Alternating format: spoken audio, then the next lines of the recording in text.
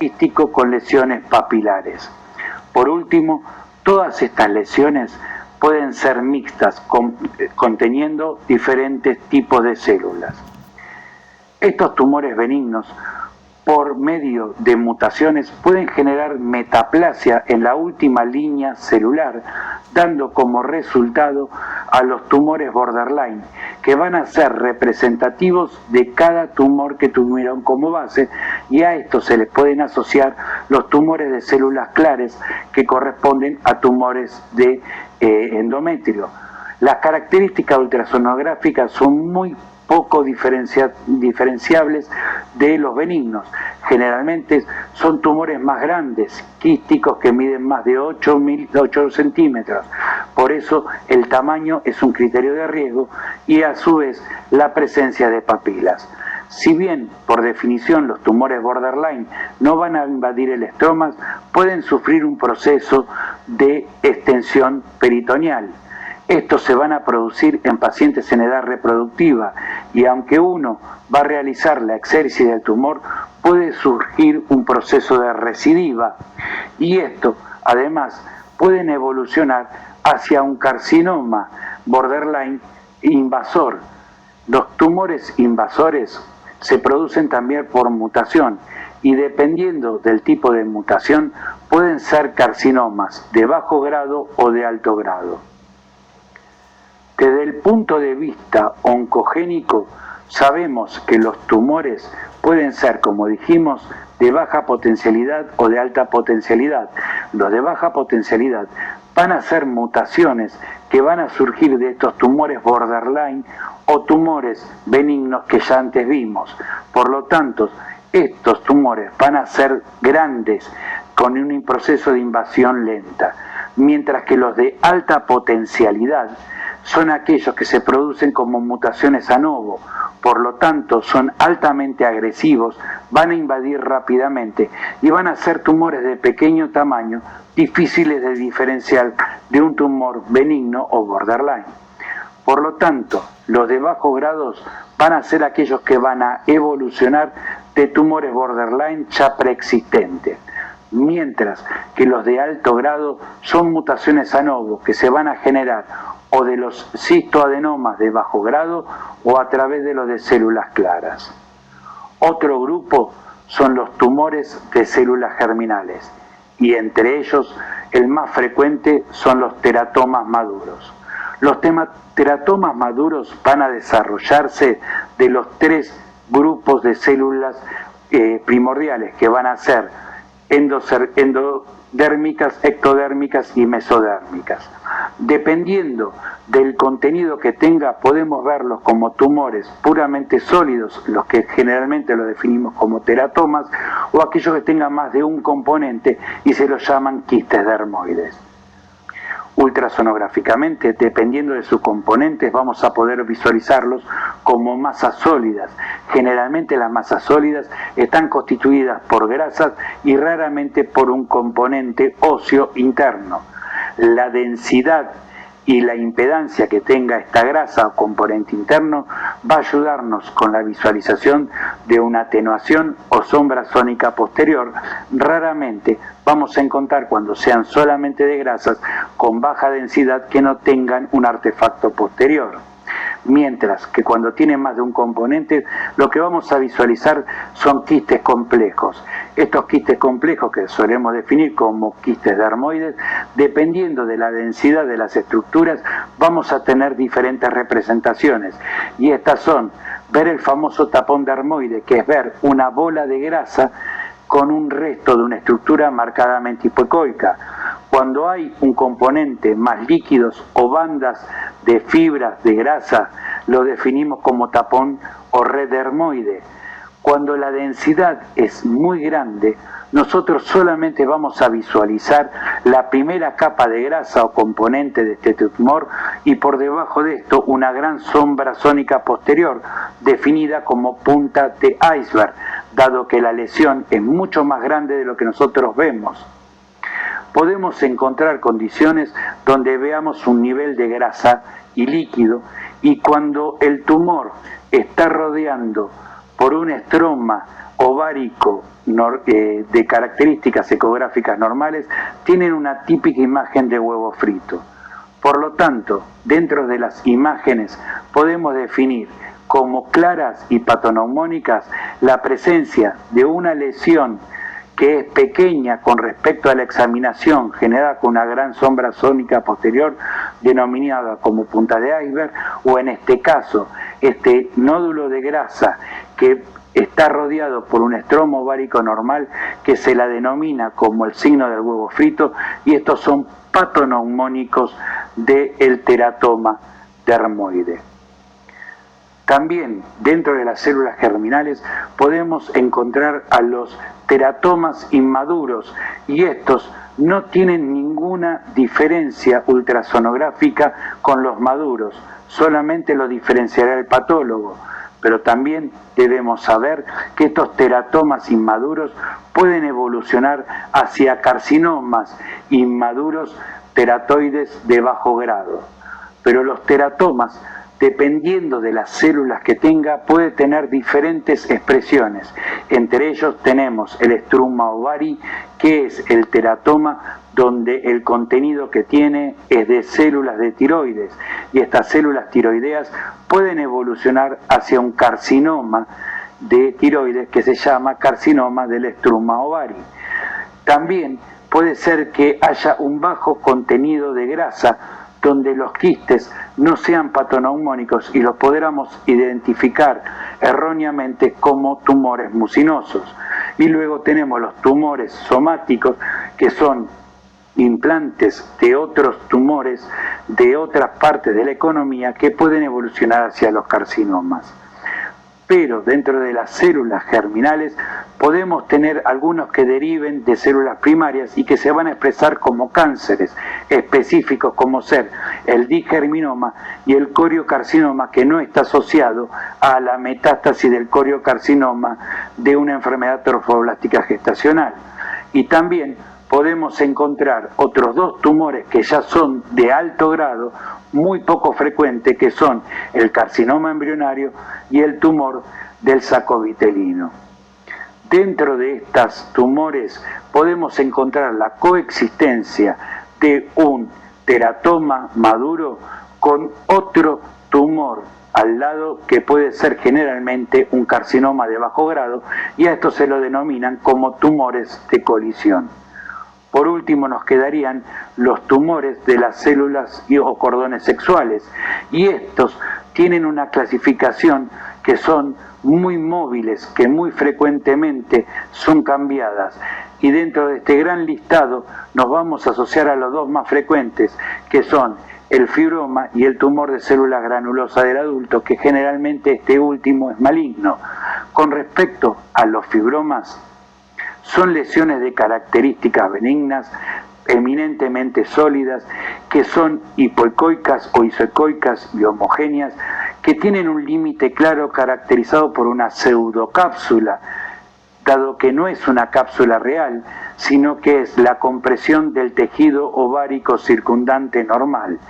Y la característica que nos orienta a este diagnóstico es que en ambos casos vamos a visualizar que los ovarios, el Doppler es negativo, dado que el fibroma no tiene flujo o tiene muy escaso flujo, y lo que solemos visualizar es un flujo periférico. Como vemos, aún siguiendo metodológicamente los pasos descritos, dadas las diferencias sutiles o inexistentes entre algunas patologías benignas, borderline o malignas, es necesario crear un sistema sencillo para los operadores menos experimentados, entendiendo como tal no solo a los que recién comienzan con la práctica ultrasonográfica, sino también a aquellos que tienen poca cantidad de patologías malignas en la población que estudian. Por lo tanto, el IOTA propuso un sistema sencillo denominado reglas simples, y que explicaremos a continuación. Existen dos tipos de reglas simples: las reglas B por reglas bueno y las reglas M por malo. Con respecto a las reglas simples, son 5 criterios que tenemos que considerar. Cuando una lesión es unilocular, por lo tanto es quística, anecoica; Cuando una lesión quística tenga un componente sólido con un diámetro mayor que sea menor a 7 milímetros, la presencia de sombra acústica posterior, dado que el único tumor que genera tanta impedancia acústica es el teratoma dermoide o el quiste dermoide, un quiste que puede ser unilocular o multilocular, liso, con un diámetro mayor que sea menor a 10 centímetros, o sea 100 milímetros, y que tenga ausencia de flujos sanguíneos. Recuerden que puede existir dentro del estroma ovario una pequeña cantidad de flujo, sobre todo en la patología benigna que tienen una porción de estroma ovario en semiluna, en algún costado, conocido también como el signo de la media luna, que nos esté informando que es estroma ovárico normal, por lo tanto le está bajando el riesgo a una patología, y ahí puedo tener flujo, pero no en la imagen que estoy estudiando. Entonces, teniendo en cuenta estos criterios de la regla B, vamos a hablar de las reglas M. Las reglas M corresponden a 5 criterios, que es la presencia de un tumor sólido irregular. Irregular nos referimos a los contornos externos.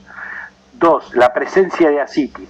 Ascitis, recuerden que es líquido libre alrededor del ovario y en el fondo del saco Douglas. No es necesario esperar a tener toda la cavidad abdominal con líquido libre. Al menos 4 estructuras papilares. Aquí recordamos, papila va a ser cuando tenga una altura mayor de 3 milímetros, y acá con 4 estructuras papilares no nos interesa el componente máximo de la lesión para considerar una regla M. Un tumor sólido que sea multilobulado o irregular, con un diámetro máximo que sea mayor o igual a 10 centímetros. O bien la presencia de flujo de sangre fuerte, sería el score color IOTA tipo 3 o tipo 4. Pero además crearon unos criterios instantáneos que lo definieron como easy descriptor, o sea, descriptores simples, que cuando yo visualizo alguna de estas características, automáticamente no busco ningún criterio más porque ya tengo una orientación diagnóstica. Y estos son la presencia de un quiste unilocular con un particulado en vidrio esmerilado en paciente en edad reproductiva, porque esto es signo clásico del endometrioma. En la mujer, en la posmenopausia, me está hablando de un sangrado, y como la mujer en la posmenopausia no tiene actividad hormonal, si tiene un sangrado es un criterio de sospecha. Por eso, los signos clásicos de un endometrioma que hemos descrito en la conferencia, en edad reproductiva. El otro criterio es, independientemente de la lesión, un efecto de sombra sónica posterior. Volvemos a recordar, la sombra sónica posterior la iba a dar únicamente los teratomas o quistes dermoides, así que es un criterio de bajo riesgo. Un quiste unilocular que sea menor de 10 centímetros y con las paredes finas y contenido anecoico. Eso sabemos, no tenemos que buscar nada más, es un criterio de bajo riesgo. Un quiste hemorrágico, y esto es importante, dejarlo en claro. Normalmente cuando queremos describir las diferentes alteraciones que tiene un quiste hemorrágico, empezamos a hacer una descripción extremadamente extensa y confunde. Acá lo que se puede poner directamente es quiste hemorrágico, signos compatibles con quiste hemorrágico. Todos estos 4 corresponden a criterios de benignidad, y con criterios de malignidad hablamos, independientemente de cualquier característica, con que en un tumor una parte sólida, un componente sólido tenga una alta vascularización, ya es criterio de riesgo. No importa nada más, si tiene alta vascularización es criterio de riesgo. O bien en una mujer mayor de 50 años que tenga un CA 125 mayor de 100 unidades por mililitro. Con estos criterios podemos asignar rápidamente un riesgo a cada lesión. Vamos a tener 4 hipótesis. La primera es que tengamos la visualización de un descriptor sencillo o easy descriptor, como lo dice IOTA. A mí me gusta definirlo más como descriptores instantáneos, que son un quiste simple unilocular de menos de 10 centímetros. Las características propias de un endometrioma en mujer en edad reproductiva. Un quiste hemorrágico, la sombra sónica posterior, que correspondería a un dermoide, una masa altamente vascularizada, independientemente de sus características, y cualquier imagen con un CA125 mayor de 100 unidades por mililitros en mujeres mayores de 50 años. Cuando yo tengo al menos una regla simple, pero ninguna signos descritos como reglas M, la lesión es probablemente benigna. Al revés, cuando tengo al menos una regla M en ausencia de regla B, esa lesión es probablemente maligna. Ahora, cuando no tengo ni regla B ni regla M, que suele suceder en muchas ocasiones, o bien tengo ambas reglas, una B, una M, y no es un descriptor sencillo, entonces esa lesión la determino como indeterminada. La pregunta que me hago es, ¿cuál sería el manejo propuesto? Nosotros lo que vamos a proponer únicamente es, según el grado de riesgo, si el paciente puede ser atendido con un médico ginecólogo de características generales o lo debemos derivar a un centro de oncología. Por lo tanto, si la lesión es indeterminada, debo enviarla a un ultrasonografista experto o bien utilizar los sistemas de regresión logística llamados LR1 y LR2 de IOTA, que la vamos a explicar en la conferencia de patología maligna. Ahora bien, si yo tengo una lesión que por reglas B y M es probablemente benigna o tengo un criterio instantáneo de bajo riesgo, la puedo derivar al ginecólogo general y él decidirá si tendrá una conducta quirúrgica o no. Eso no nos corresponde a nosotros.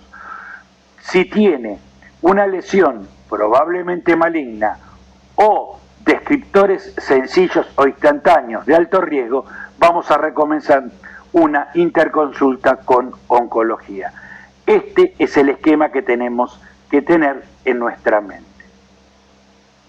Muchas gracias, espero que haya servido esta conferencia y a continuación lo voy a dejar con los ejercicios para que ustedes reafirmen los conocimientos vertidos en esta conferencia.